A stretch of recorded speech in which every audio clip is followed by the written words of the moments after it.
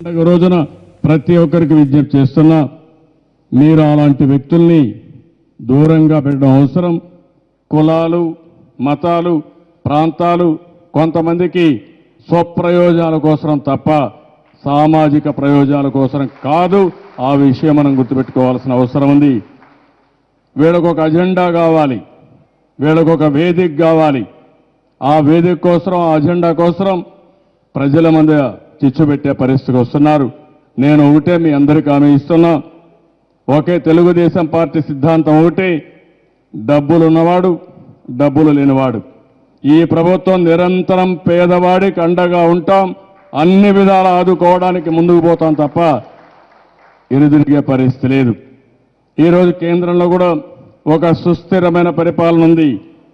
ఆ పరిపాలనలో కూడా మన రాష్ట్రానికి కూడా పెద్ద ఎత్తున ఉపయోగపడే పరిస్థితి ఉంటుంది.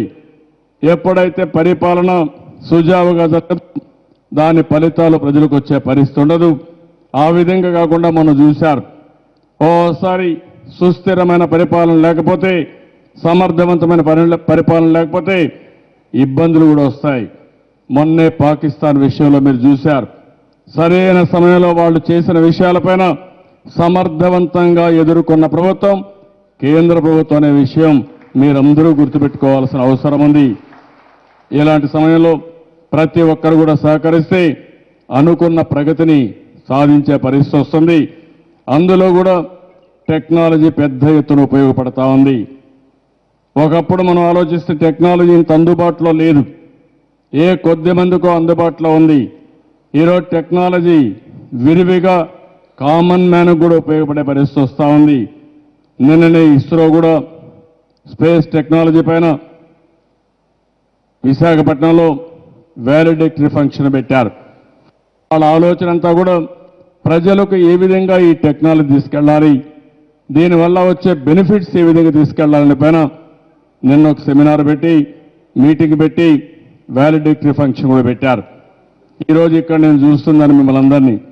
ఇంత మునుపు మేము మాట్లాడుతూ ఉంటే మనిషికి ఒక సెల్ ఫోన్ పెట్టుకుని మొత్తం మీటింగ్ అంతా కూడా షూటింగ్ చేశారంటే ఇది ఒక వినూత్నమైన అనుభవం. టెక్నాలజీ ఏ విధంగా ప్రోగ్రెస్ అవుతుందో ఇది ఒక ఎగ్జాంపుల్ మాత్రం. భవిష్యత్తులో బిఎస్ఎన్ఎల్, నాకు డౌట్ లేదు, బిఎస్ఎన్ఎల్ కానీ మిగిలిన టెలికాం కంపెనీస్ని కూడా ఒక ప్రగాఢమైన రోల్ ప్లే చేయబోతున్నారు. ఒక్క సెల్ ఫోన్ ఉంటే ఏ అవసరం లేకుండా ప్రపంచంలో ఎక్కడ పోయినా కూడా బతికిపోయే అన్ని పనులు చేసుకునే పరిస్థితి వస్తుంది. ఇది తొందరలోనే ఆచరణ సాధ్యమవుతుందని చెప్పి కూడా నేను మీకు తెలియజేసుకుంటూ, దీనివల్ల విపరీతమైనటువంటి అడ్వాంటేజ్ వస్తాయి. మన జీవితం చాలా సులభం అవుతుంది, ఏ ట్రాన్సాక్షన్ కూడా ఈజీ అవుతుంది. ఎక్కడ కూడా ఒక్క పైసా అవినీతి లేకుండా సమర్థవంతమైన పాలన కోసం ముందుకు పోయే రోజులు వస్తాయి. దాంట్లో ఏమాత్రం అనుమానం లేదని చెప్పి తెలియజేసుకుంటూ, మరొక్కసారి ఈ రెండు పబ్లిక్ సెక్టర్ కూడా, ఒక పక్క పోస్టల్ డిపార్ట్మెంట్, ఇంకో పక్క బిఎస్ఎన్ఎల్ డిపార్ట్మెంట్ ఇంకా బాగా గ్రో కావాలి.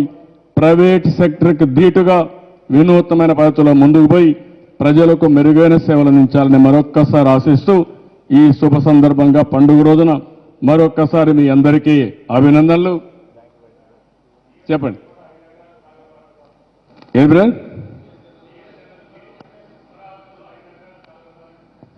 రాజధానిలో ఓకే, తప్పకుండా ఇస్తాం. బ్రహ్మాండమైన బిల్డింగ్ కట్టండి, ఒక ఐకానిక్ బిల్డింగ్ కట్టాలి. ఇండియాలో ఎక్కడ బిఎస్ఎన్ఎల్ బిల్డింగ్ ఉండకూడదు, అలాంటి బిల్డింగ్ మీరు ఇక్కడ కట్టండి. మీకు 5 ఎకరాల భూమి ఇస్తామని చెప్పి కూడా నేను మీకు తెలియజేస్తూ, కడతారని చెప్పి ఆశిస్తూ మరొక్కసారి అందరికీ అభినందనలు. Thank you one and all. జై హింద్.